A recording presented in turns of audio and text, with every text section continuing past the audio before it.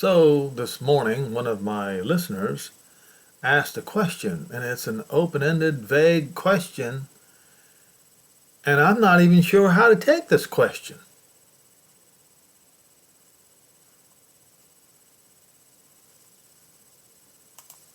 But I'll answer it the best I can. Appreciate your videos. One question: do you have any good news for us? I cannot help but sense sarcasm in that question. If the question is genuine, then you're not ready for what's about to happen. If the question is sarcastic, then you're not ready for what's about to happen. So I don't see any positives in the question.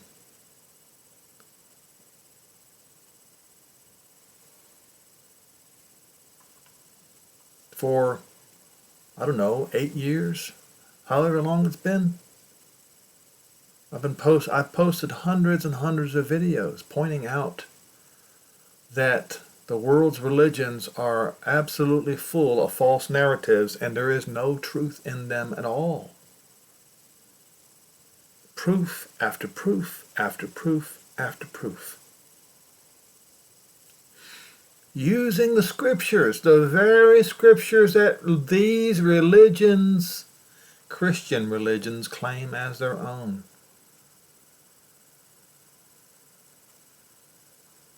I proved their narratives using the scriptures that Christian religions claim as their own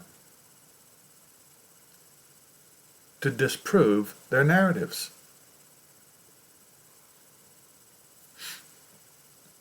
The video I posted a couple of days ago, the equal with God narrative, was just one more example. So what is this person talking about? Do you have any good news for us? Well, I can get straight to the point. And what is it? Go to Luke 21. Watch this. And I know a lot of people will not be happy with this. But that's the only good news that's available to this generation. All right? Luke 21. And it's the same good news that's in what just happened here. It's the same good news that is in Jeremiah 31 and 32. I will get into that today as well. So,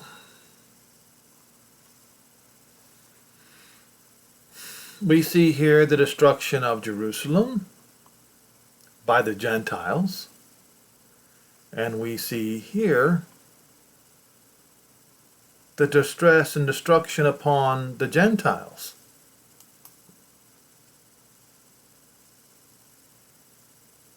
Gentiles, as opposed to Israel. So clearly, this section right here, the destruction of Jerusalem, was the tribulation upon Jerusalem and the Jews. That does not continue forever. It cannot. Then you have the tribulation upon the Gentiles. All right? You want to see good news? You want good news. Okay. You want to be sarcastic? You want to be, I don't know where that came from?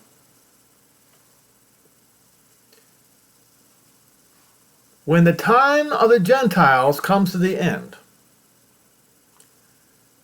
then there shall be signs in the sun and in the moon.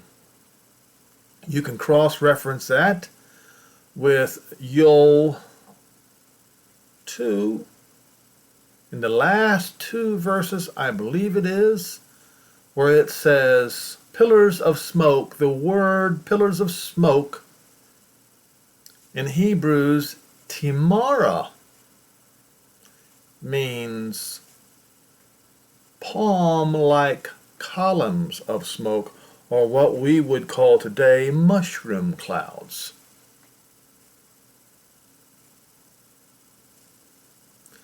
So you need to connect this passage, this verse right here, with Joel 2. I think I'll go there in just a minute. And in the moon and in the stars and upon the earth, distress. Distress on the Gentiles. Perplexity. The sea and the waves roaring. Men's hearts failing them for fear, in expectation, wondering what is going to happen next. Those things which are coming on the earth.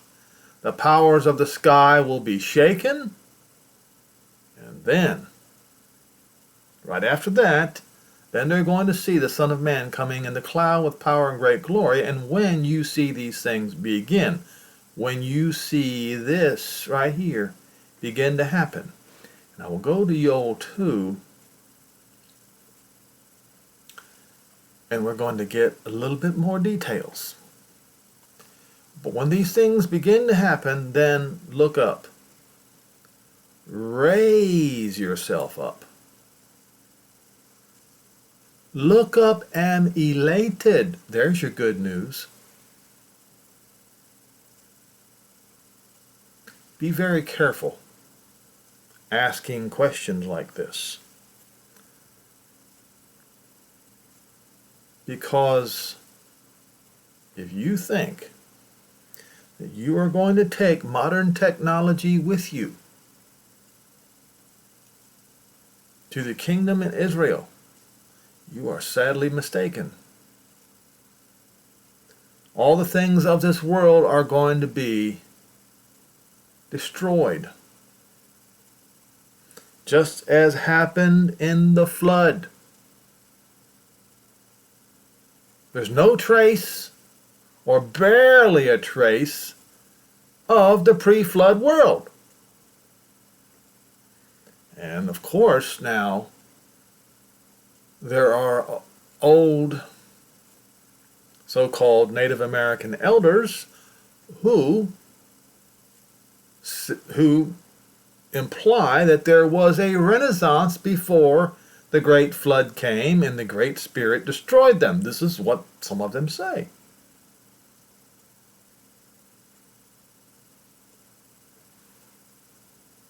I raise myself up. I'm elated. There's your good news. All right? There's your good news.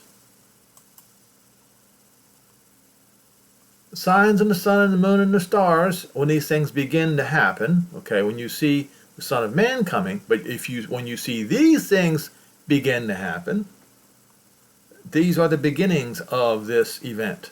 The signs in the sun and the moon and the stars. What are those signs in the sun and the moon and the stars? We will go to Joel 2.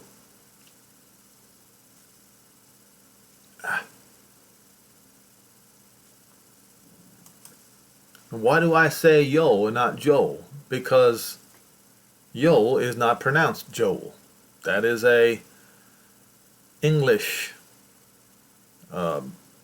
perversion of the name.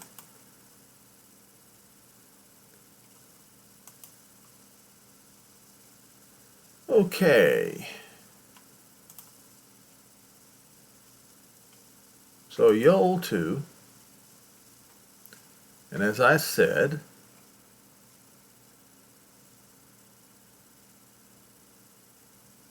in the second to the last chapter, the sun will be turned to darkness and the moon into blood before the great and terrible day of Jehovah come. If we look on verse 30, he says, I will show signs, portents. This is something to look for. When you see this, then you know. It is time to be happy. It is time to be elated. There's your sign. But look, in the sky and in the earth, blood. Blood? Fire and Timora, palm-like columns. Do you see it? I hope you're watching carefully. Palm-like columns. I have done this many, many times before.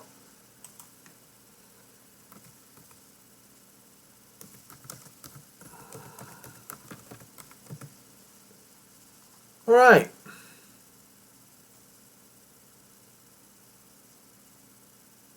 Let us get more images to get context here. Blood in the sky, blood in the earth, and Timora of smoke. Palm-like column of smoke. Okay?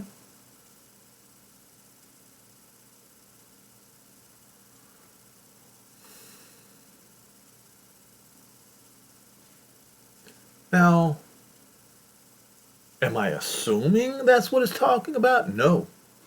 No, I'm not. I'll tell you why I'm not. Because if you go to Zechariah 14,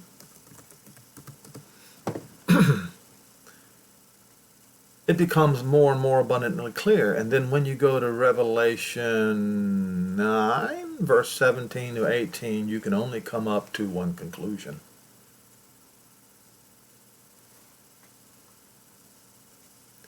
So what was the first one that I was, Zechariah 14? A plague is coming. But not the kind of plague that English-speaking people are used to understanding. This shall be the plague, the blow, the slaughter, where Jehovah, not the Lord, his name never was the Lord, his name is not the Lord, and his name shall never be the Lord, will smite the people who waged war against Jerusalem. All right? The latest, okay. So the one who destroyed Jerusalem on the year 70 on the Roman calendar, who were they? The Romans. All right? What is Second Rome? Well, Second Rome is Constantinople. That one got destroyed by the Crusaders and later taken over by the Muslims. The third Rome is Moscow. Then you have the Holy Roman Empire. That was the great Germanic kingdom, so they call themselves Rome too. So they're Rome. And all the churches, our current churches today, are rooted in the Roman Catholic Church. Everything affiliated with Rome are going to receive the plague, the blow, the slaughter wherewith Jehovah will smite the people who have fought against Jerusalem. Their flesh shall consume away while standing upon their feet. There is only one. Now wait a minute.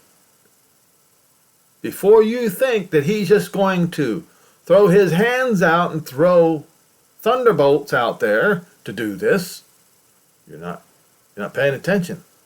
Let's continue to read. Their eyes shall consume away in their holes, and their tongue shall consume away in their mouth.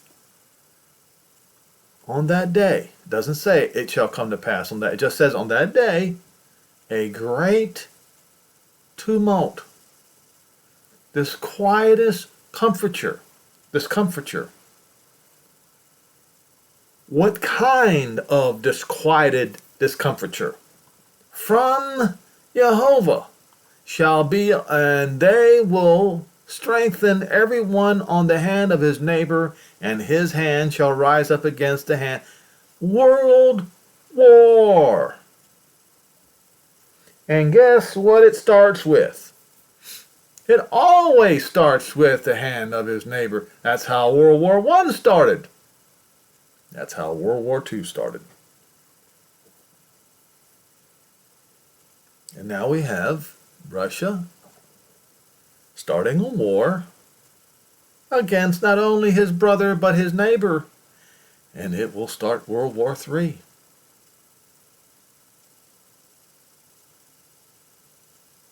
You see, this great war is going to end with a plague wherewith Jehovah will smite all the people who have fought against Jerusalem, everyone who has a connection to Rome. Not just Rome, you got to remember.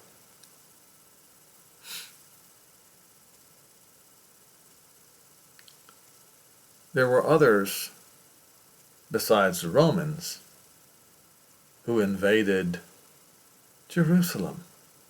The Ottomans, the British.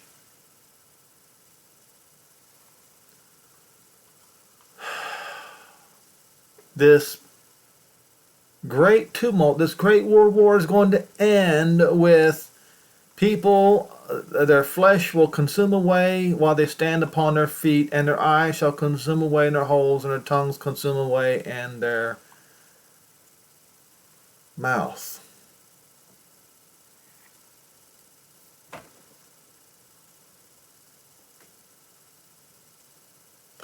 When you see these things begin to happen, when you see these things begin to happen, when you see these things begin to happen, and the tribulation on the Gentiles begin,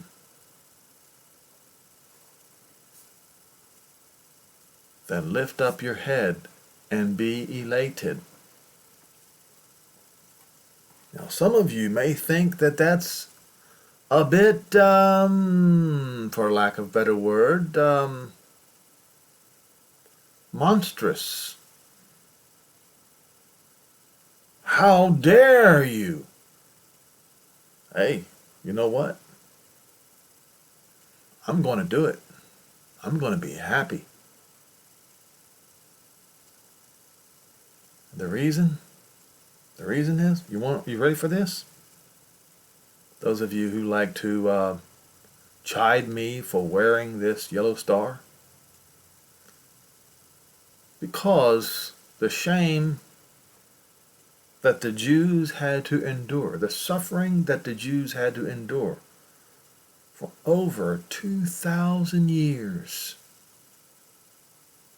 at the expense, at the hands of the Gentiles, is finally ended. Now, if you can't take joy in that, then you are on the wrong side. It is you. It is you who has a perverted vision.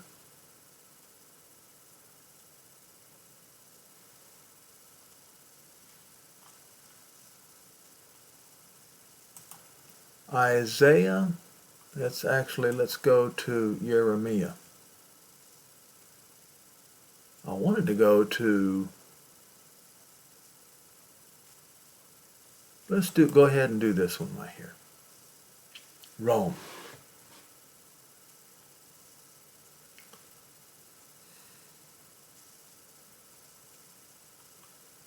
Strong's Concordance.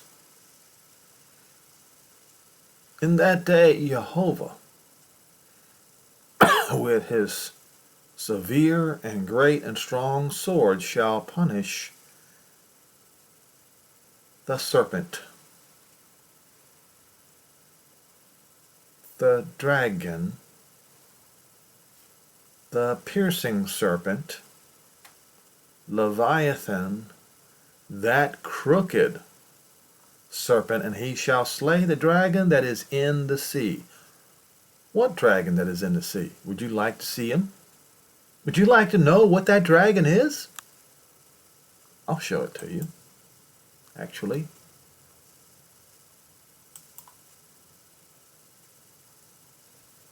Okay, map of Italy. All right. Behold the Mediterranean Sea.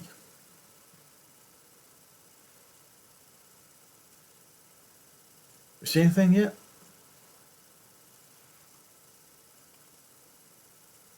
There's Rome.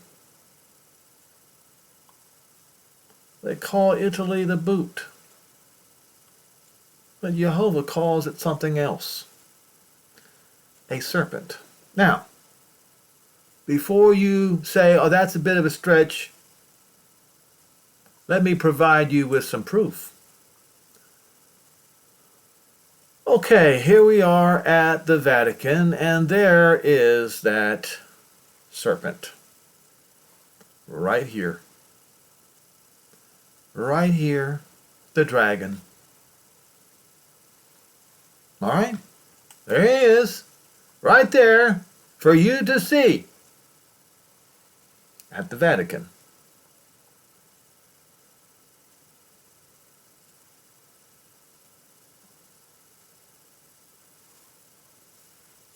All right?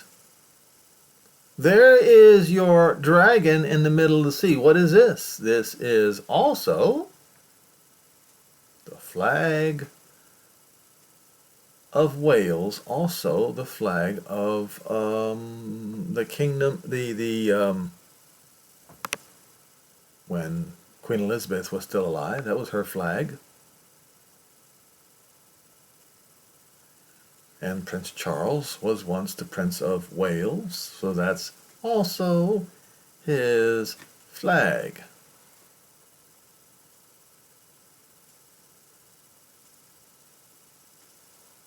The dragon, the serpent.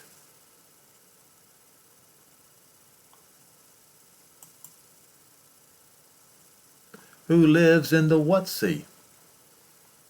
Mostly the Mediterranean Sea. Yam is in reference to the Mediterranean Sea. It's not exclusive to it, but it is in reference to it. You know, if the shoe fits, you have to wear it.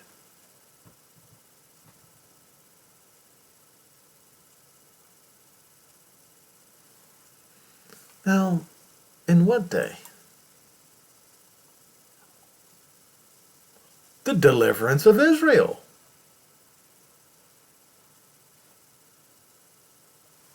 In the day, Jehovah with his soaring great and strong sword will punish Leviathan, that piercing serpent, even Leviathan, that crooked serpent, and he will slay the dragon that is in the sea.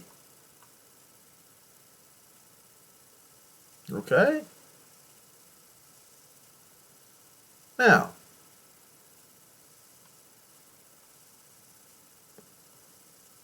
I want to go to, I believe it was, Isaiah 24. Okay. Jehovah's judgment upon the earth. Jehovah, not God, makes the earth empty. Well, today the earth is full. What is there, 8, 9 billion people on the earth? More than there's ever been on the earth. He's going to make it empty. How is he going to do that? Zechariah 14. Good news. and makes it waste, and turns it upside down, or turns it on its face, and scatters, he scatters the inhabitants abroad thereof. In other words, when this time comes, the lands will be uninhabitable. Why else would they be scattered? And it shall be with the people, with the priest, with the smallest and the greatest, the servant with the master, as with the maid with her mistress, the smallest to the greatest, with the buyers with the seller. Nobody is going to be exempt. Why? The land will be utterly emptied.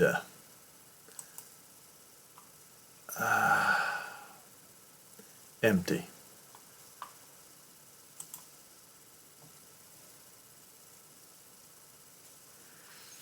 And utterly plundered, ruined, completely despoiled, looted, pillaged, and plundered.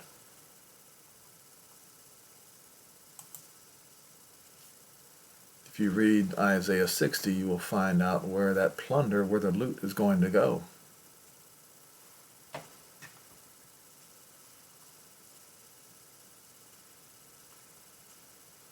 The earth,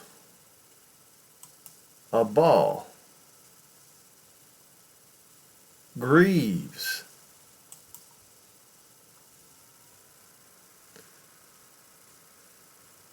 and is disgraced.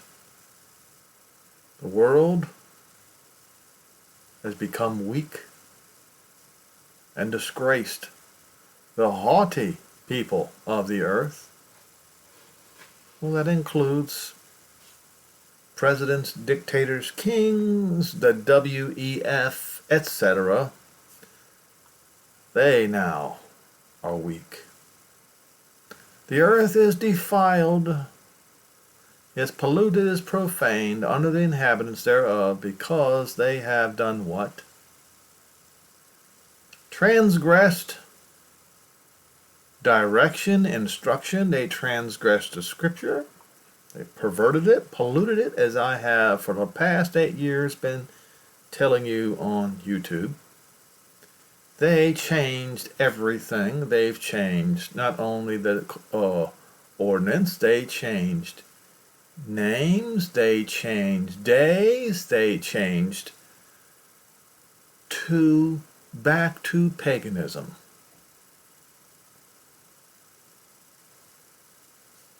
And they did what? They broke the everlasting covenant. For this reason a curse has devoured the earth, and they that dwell therein are desolate. The inhabitants of the earth are burned. Why are they burned? Burned alive. It says right there, he makes the earth empty. They're burned alive. By what? By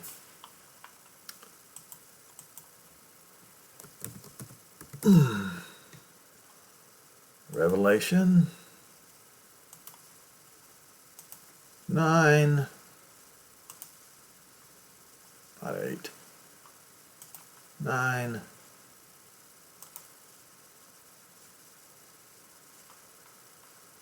where's my Strong's? There we are.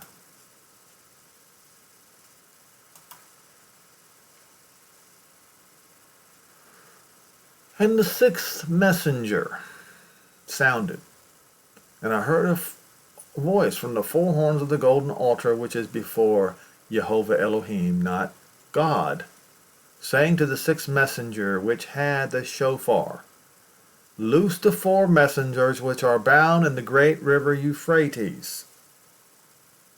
Euphrates River is basically dried up, ready for the plagues, ready for the messengers to come out and do this. And the four messengers were loosed, which were prepared for an hour and a day and a month and a year, for to slay a third part of men in the number of the army of the cavalry were myriads, or two myriad,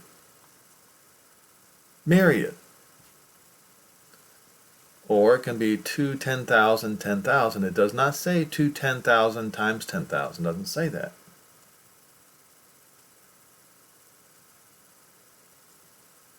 It just says 10,000, 10,000. What does that mean? I don't know, and neither do you. And I saw the horse in the vision, and them that sat on them having breastplates of fire. But not them. It says to be seated on the horses. Horses pull chariots. A breastplate of fire, or a fiery breastplate of jacinth and brimstone. I have gone over this many times before. Google up the picture of jacinth and you will see that it's either black and orange or black and yellow. In this case, it's black and yellow, because brimstone is yellow. And on the ICBMs of Russia are the color of fire, of brimstone and jacinth.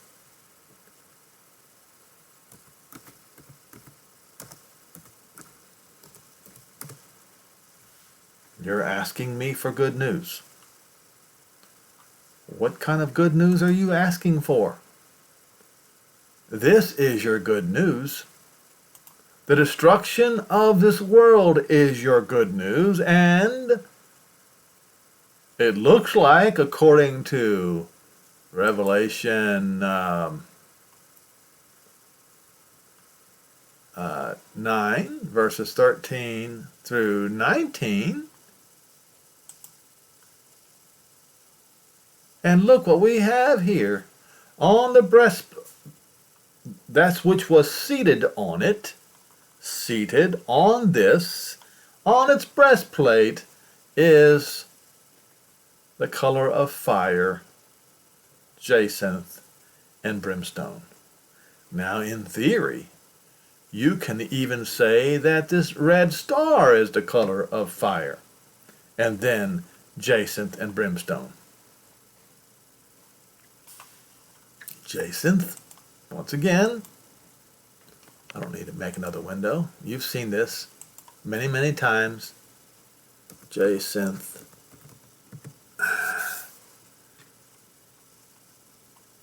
Images. So it would have to be not the black and red, but the black and yellow, if it's going to be jacinth. All right.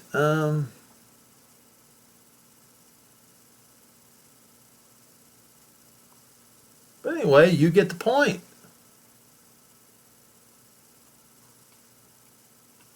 Oh, there may be a reason why it's not putting up more pictures. All right, here we go. So here is as you see, most of them are black and orange, or black and red, or red and yellow, or black and even pink. But this one would be more, the one is described is more like that. That's what's described. And there you have it, folks. There you have it.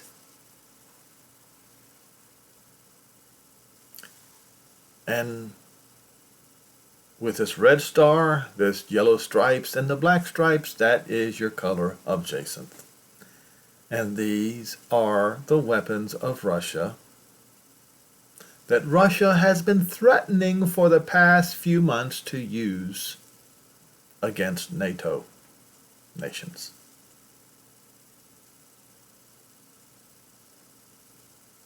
That's good news.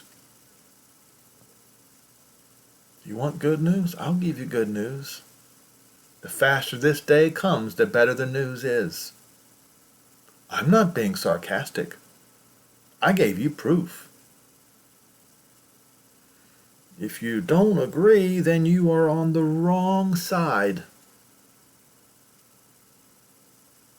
of this issue.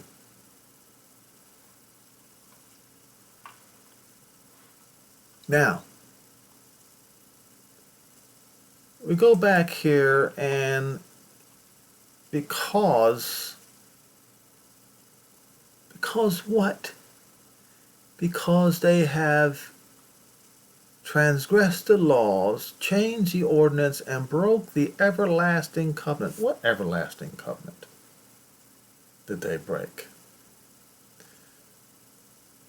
Well, when we read in Zechariah 14, it says that all the nations that came against Jerusalem. So Jerusalem and Israel have to do with that everlasting covenant.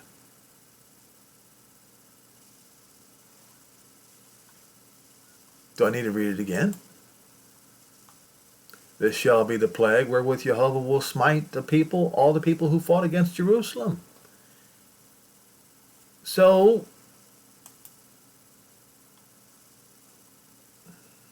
this is how they did it. Transgressed the laws, changed the orders, and broke the everlasting covenant. They invaded Jerusalem. Now, Jeremiah 32 and starting verse 36. And now therefore, says Jehovah Elohim of Israel, not the Lord God, but Jehovah Elohim of Israel, concerning this city, whereof you say it shall be delivered into the hand of the king of Babylon by the sword and by the famine and by pestilence. Behold, I will gather them out of all countries where I have driven them in my anger and my fury and my great wrath, and I will bring them again into this place, and I will cause them to dwell safely, and they shall be my people, and I will be their Elohim. I will give them one heart, one way, that they may fear me forever for the good of them, and their children after them, and I will make them an everlasting covenant.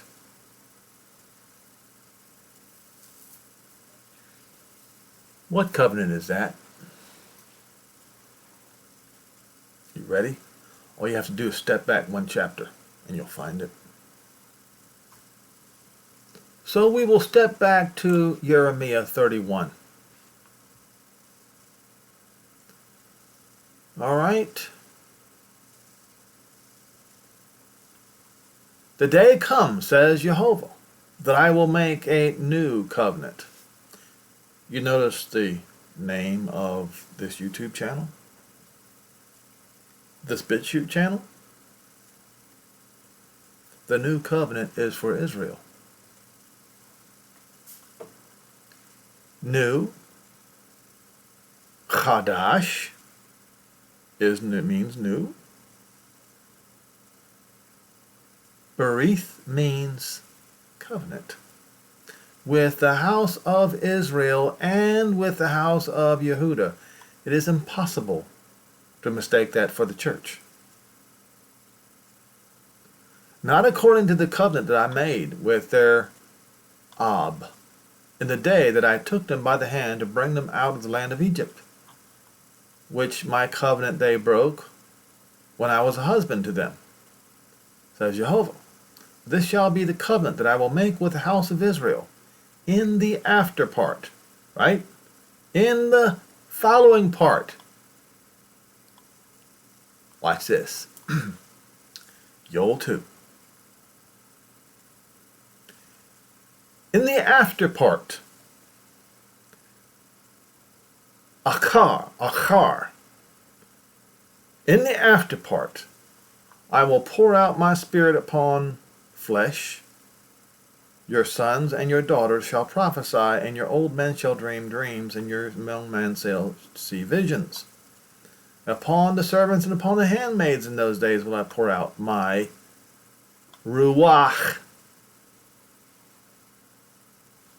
Let's continue in Jeremiah.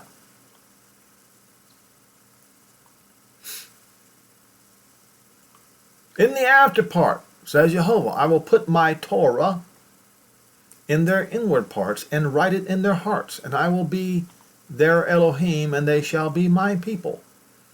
And they shall no longer teach every man his neighbor and every man his brother, saying, Know Jehovah, for they shall know me from the least of them unto the greatest of them, says Jehovah, for I will forgive. Salach, pardon, forgive their iniquity, and will remember their sin no more. Then why is it that all of these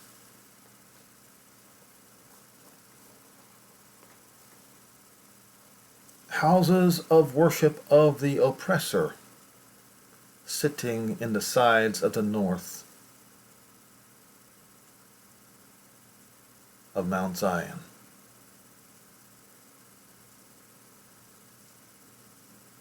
they're going to be removed by force? This is the everlasting covenant. But the churches claim they replace Israel. Paul says, no, no, no. Romans 11.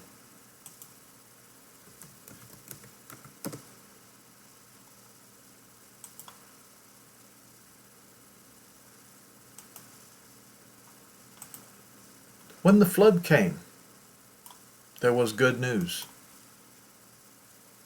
There was good news for Noah, his wife, his 3 sons, and their 3 wives, and all the animals that went into the ark. That was good news.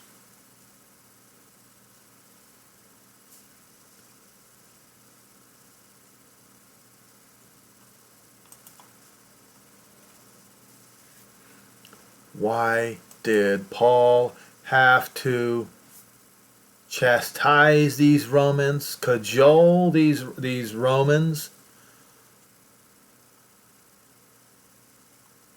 And it appears he did it for nothing. They didn't listen. Because soon after he died, they destroyed Jerusalem.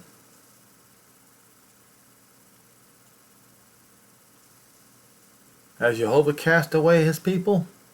No. All right? The ingrafting of the Gentiles. Gentiles didn't replace Israel. Gentiles could never replace Israel. Concerning, have they stumbled that they should fall? Jehovah forbid. Or no. But because they stumbled, salvation has come to the Gentiles. For to provoke them to jealousy, not for replacement. Now if the stumble, the false step of them be the riches of the Gentile world, and the not destruction, but diminishing is actually correct, shortcoming, defect of them being the riches of the Gentiles, then how much more Israel's fullness filling back up? I speak to you Gentiles, I am the apostle to Gentiles, I magnify my office if I may provoke to emulation them which are of my flesh, and might save some of them at that particular time.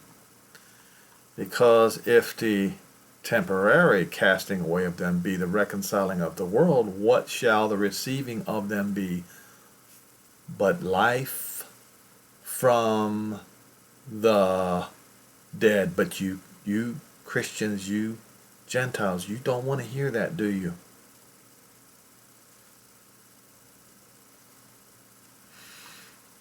Because if the first fruit is holy, if Yehoshua is holy, so is the lump, Israel, is holy. And if the root of Jesse is holy, then so are all 12 branches. And if some of the branches were broken off, and you being a wild olive, not a wild olive tree, but a wild olive, as you can see right here, King James Version messed up, you were grafted in among them. You did not replace them. You were grafted in, at, or by them. If in your heart you are not, then you will be cast away. If you don't consider the Jews as your brother, then you will be cast away. And alongside them partake of the root and the fatness of the olive tree. Do not boast against the branches. Do not boast against the 12 branches of Israel, because if you boast, remember, you do not carry the root, but the root carries you. You will say, then the branches are broken off that I might be grafted in. Well, because of unbelief they were broken off, and you stand by faith. Be not high-minded, but fear. The Romans did not listen to Paul. The Romans' actions prove that they didn't listen to Paul. Because if Jehovah did not spare the natural branches, he won't spare you either. Look at the severity and the goodness of Jehovah on them which fell severity, but toward you goodness, if you continue in his goodness. Otherwise you shall also be cut down. The cutting down of Rome and everything attached to it, whether it's her religion or her kingdom or her kingdoms, plural. And they also, it does not say if, it says before they abide still not in unbelief, they will be grafted in.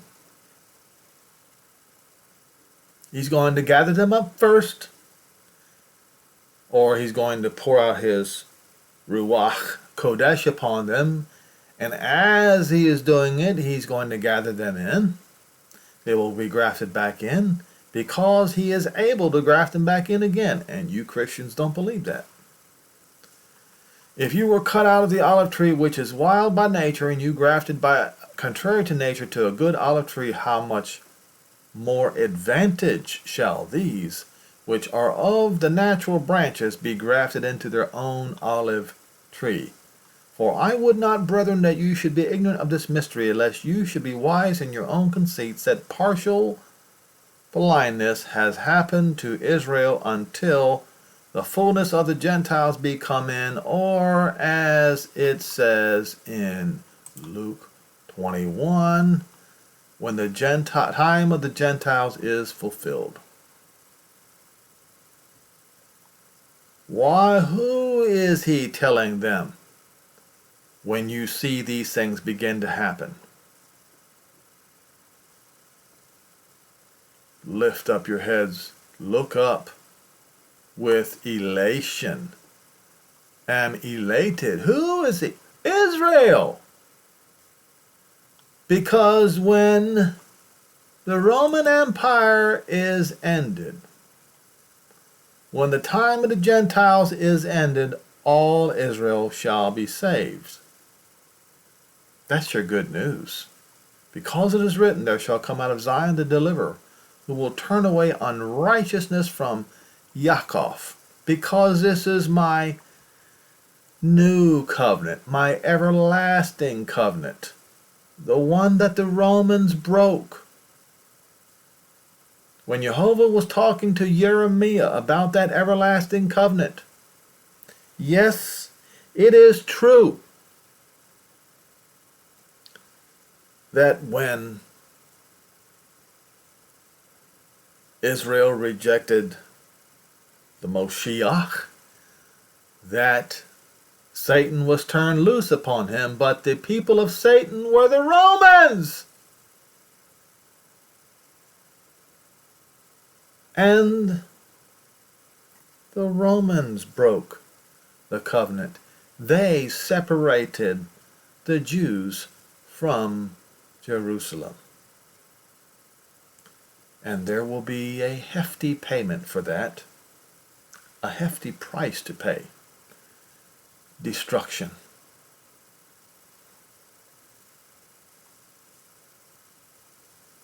They might be adversaries for your sake, but concerning the election, they are the beloved for the Ab's sakes, the election. Once again, let's go okay, here we go.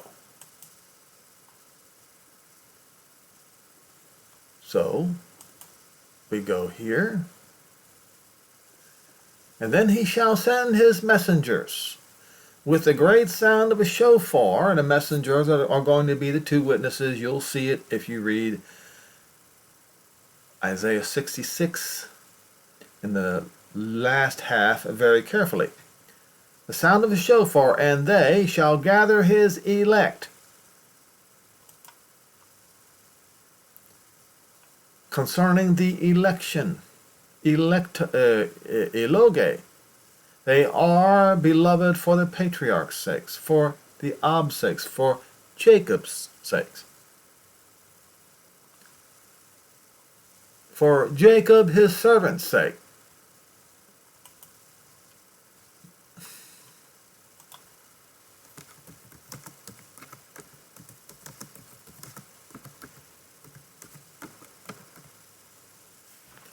For Jacob, my servant's sake, and Israel, my elect. Where else did you think Paul got that from?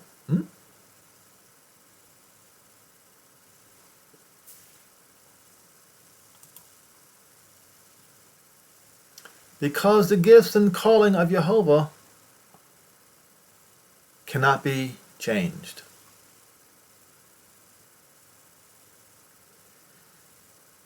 You want good news? There's your good news. If you don't like this good news, you're listening to the wrong channel, and you are my enemy.